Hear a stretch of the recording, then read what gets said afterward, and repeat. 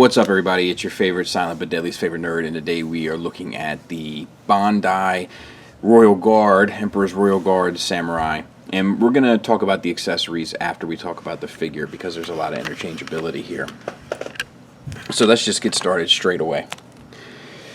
Alright, so the head is a little strange.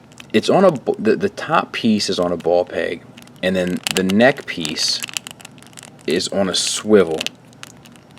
And maybe a ball peg, I can't really tell.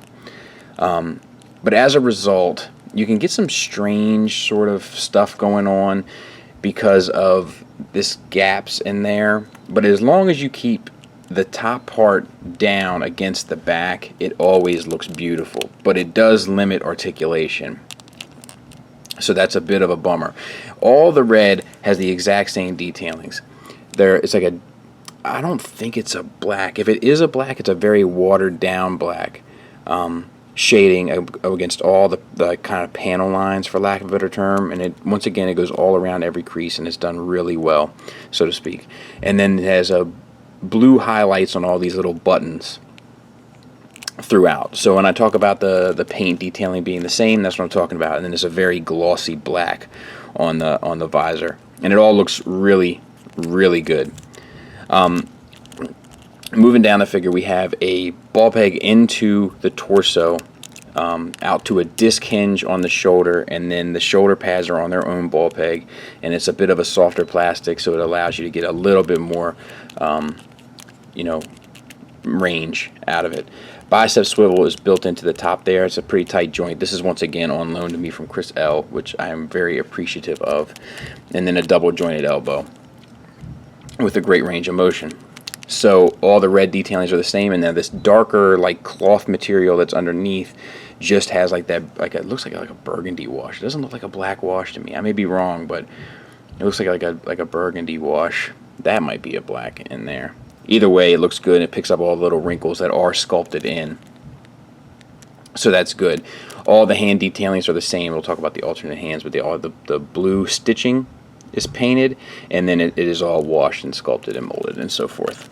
So wrist swivel and then hinge, and you can get it in out or in out depending on, I think, which way you manipulate that hinge. Let me make sure I'm not lying to you. Yeah, you can do it whichever way you'd like. So that's nice. Same for the other side. So that's good. This piece here, all right, so we have black molding that's painted for the stitching to hold the armor together, and then this piece here is removable, and you can add an accessory there. But the sculpt work on here it's stunning.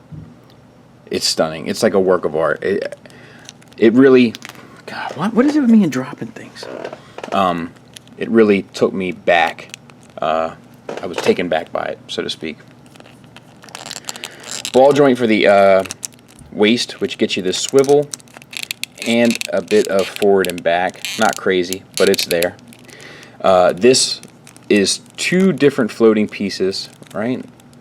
Yes, so there's this one piece here around the crotch which holds his little dagger, and all these pieces which are a softer plastic. The blue is painted, they're all washed, etc. And then we have this, we talk about the back, we have the cape, and absolutely, I don't know if you guys can see it as well as it is, but it's an absolute, red is funny about showing up on camera, but the shading on the cape is a thing of beauty.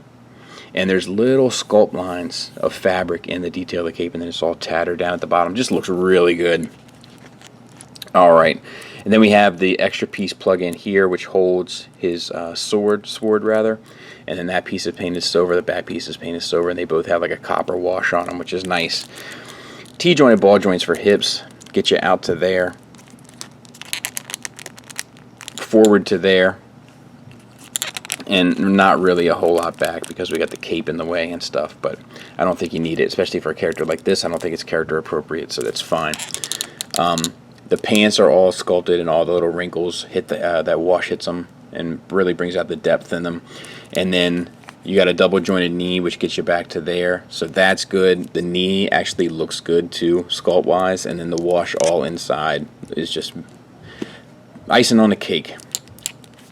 All this stuff is sculpted, molded, painted, washed, etc. Same at the feet. On the feet we have an ankle tilt down, a little bit up, and then you can manipulate this joint to get the rocker, which is not my favorite way of doing it, but it's possible.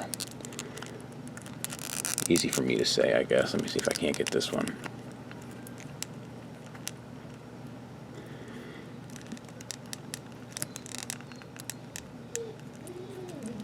Oh, there's a little bit of it, but if you get this joint, this ankle joint here, facing sideways, and then you bring the foot back around, there, that's it. Then you can get the rocker as pretty much as you want. Alright, so accessory-wise, he comes with this sword, which you can hold in this hand. And we haven't talked about these hands, but we will.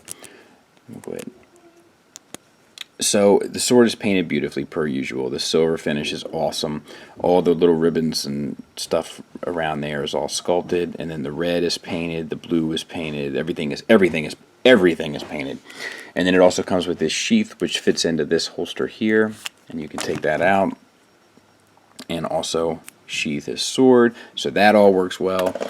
Number of different hand options, including you got 2 fist hands, 2 like closed finger holding hands, 2 kind of posing hands, and then we have this piece, which is a softer plastic, and it all has the wash on it.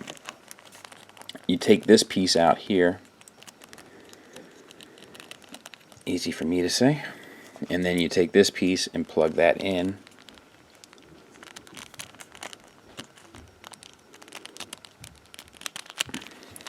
To have like the more robish look, which is a nice idea. It's a cool thought.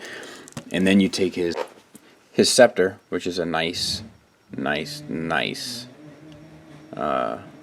accessory, and it's got like a little, like these little accents around all the edges. I don't know if you can see that, but it's really cool. And you can put that, like he just kind of rests this in his hand, like right, like that. And I'll show you some stuff at the end with him posed doing it, but it's a really cool look, and it's a smart accessory. Size comparison wise, there he is, the Black Series Emperor, so yeah, far too big. They kind of only scale with themselves. So the downside of this guy is pretty much the downside of the line, with the exception of kind of like the last couple I've looked at, which have kind of been an improvement, but this one, the articulation is a bit more of an issue. Now the legs and arms work fine, it's really just the head. It's an odd design, and I get having to make it an odd design because of the character design of the Emperor's Royal Guard, so I get it. And truthfully, you know, you don't want these guys to look, you know, action.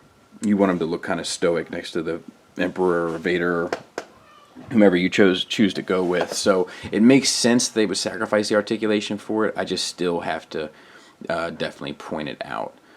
Other than that, I don't really have anything negative to say about it.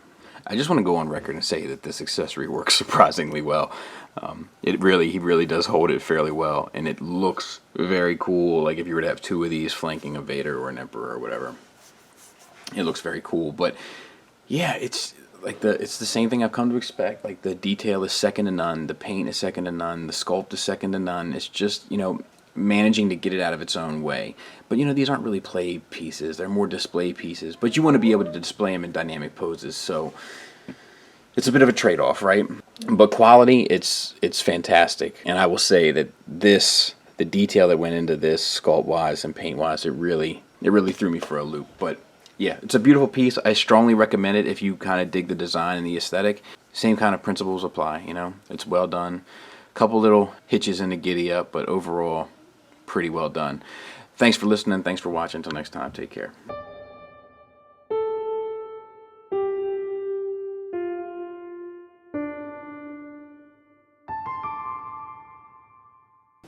Oh, welcome back. I've told this story before, but it's probably my favorite convention experience ever. For those that check out my podcast and stuff, I'm sure you've already heard it, but for those who haven't, allow me to tell it to you for the first time. I was at Celebration 3 in Indianapolis with my best friend, and Adam, same guy from last story time.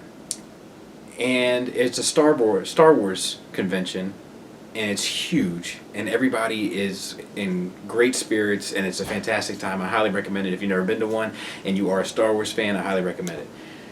Anyway, a young kid is walking down the hallway, probably about 8 years old, maybe 7. Nah, oh, you know what? I'm going to go 4 or 5 now that I think about it in my mind's eye. And he had like a Target Darth Vader costume. Real cheesy, right? With the strap that goes around the back of the head that you just kind of flip down. He's walking down the hallway. The hallway is entirely populated by the 501st. They split the hallway for him and stood at attention while Darth Vader walked down the hallway. You talk about blowing a young kid's mind. Stuff like that makes this whole thing of ours worthwhile. Till next time.